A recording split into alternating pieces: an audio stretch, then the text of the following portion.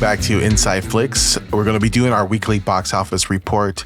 Rich, tell us which films made the top 5 this past weekend. This weekend, Ant-Man and the Wasp, Quantumania, came in number 1 for the second time in a row with $31.9 million.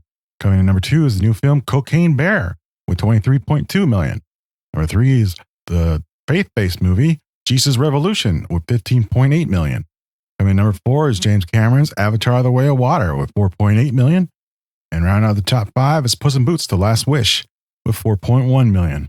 All right, let's get into it. Ant-Man and the Wasp, Quantumania.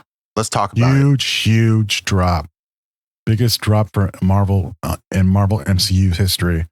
A disaster of a drop. And it was expected to be a big drop, but 69, almost 69.9, just to call it 70. It just shows you how the first step to phase 5 is. It's a misstep. It's a major misstep. I actually, I saw this movie last week, and I was expecting this drop. I was expecting the movie to have, around a 70% drop, because I said that, I think this is like probably one of the worst comic book movies that we've gotten since like maybe the early 2000s or like late 90s.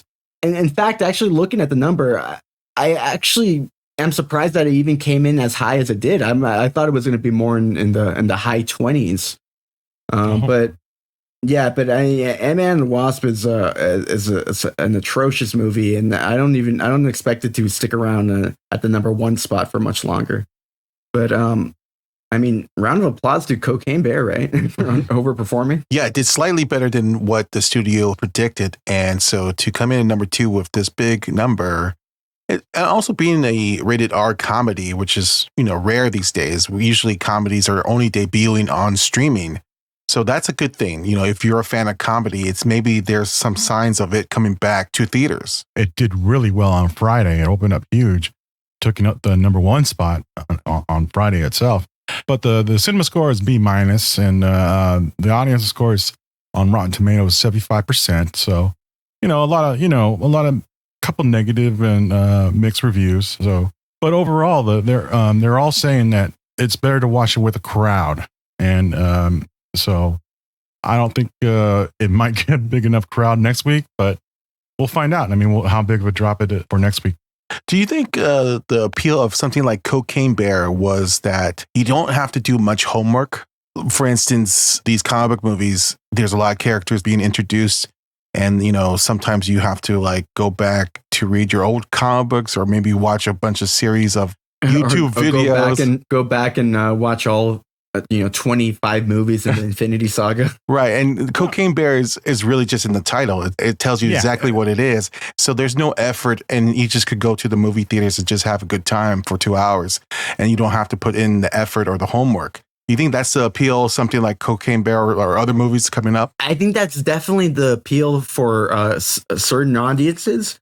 And I think that audience is getting bigger and bigger, because I would have said maybe a few years ago, no, people want sequels, people want, franchises. But now I would say it feels like people are kind of like getting tired of that, or at least they're getting tired of the franchises that we currently have. And maybe people want a new franchise. You know what I mean? People don't want, the same old thing that we've been getting over and over again, I think.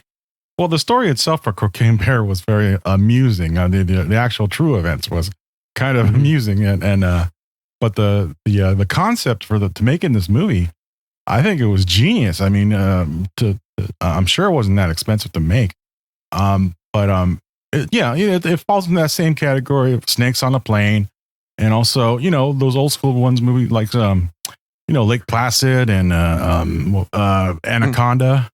Stuff like that. It's just, but a comedy version, right? It's not insane like Sharknado, but maybe it's more comparable to like Piranha 3D. I was hearing that Cocaine Bear had some scenes cut from the movie because they were too gruesome. Do you think maybe Peacock will do what they did for Megan, and maybe they'll promote the uncut version of pure uncut Cocaine Bear on Peacock, and maybe that'll be a huge hit? It's possible. Yeah, probably. I could definitely see that. an unrated version or uncut version of Cocaine Bear on Peacock. Yeah, because it seems like the one criticism the movie's been getting from audiences and the critics have seen it is that there's not enough of the bear. So if there's some deleted deaths and all that, then I think we all want that. Okay. Let's talk about Jesus Revolution, which is this faith-based film that was a big surprise this week. It came especially to you because I told you, but I told you about this movie that was coming out, right? And you said I never heard of it. I never heard of it. Yeah, I mean, it did really good. It had a pretty much the same theater average as Cocaine Bear, which is fantastic for this movie, right? Yeah, and apparently this stars Jonathan Rumi, who was also the guy who played Jesus in the Chosen series, which was a huge hit. Mm-hmm. So it's something about Jonathan Rumi. I think he have gained a strong following. Yeah. Okay, Rich, now tell us the rest of the top 10. Coming in number 6 is Magic Mike's Last Dance. Number 7 is 80 for Brady. Number 8 was Knock at the Cabin. Number 9 is Missing. Number 10 is A Man Called Otto. Now let's look ahead to next week. Rich, tell us what movies are coming out in theaters this weekend. Open up wide this weekend will be Creed 3, the new boxing sequel that features the match between Michael B. Jordan and Jonathan Majors.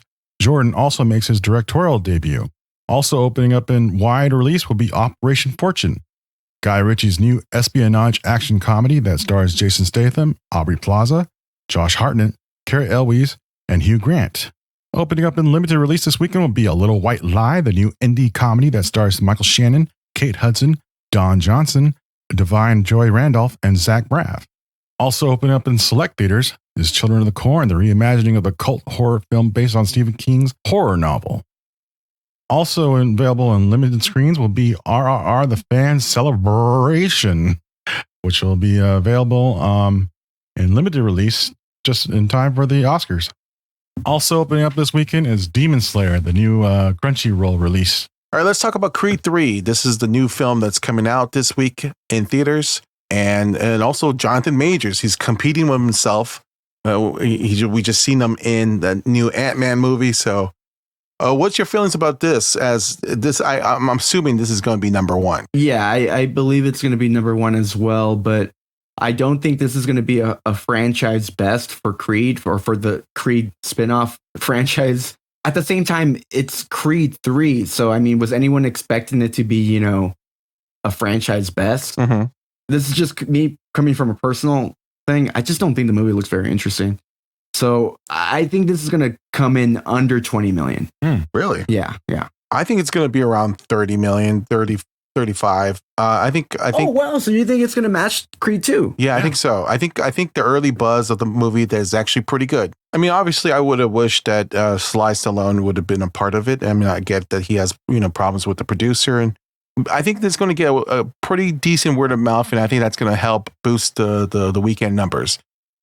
And so I think it's going to ultimately come in number 1 with around 30 to 35. Now let's talk about streaming. What could we stream this weekend? Rich, tell us. Streaming this weekend on Shudder is A Spoonful of Sugar, the new nanny horror thriller that stars Morgan Saylor. Also making its streaming debut on Hulu is Triangle of Sadness, the dark satire film from force majeure filmmaker Ruben Östlund, starring Harris Dickinson, Woody Harrelson, Dolly De Leon, and the late Charlie B. Dean. All right, that's it. Thank you for watching InsideFlix. We'll be back next week. Take care.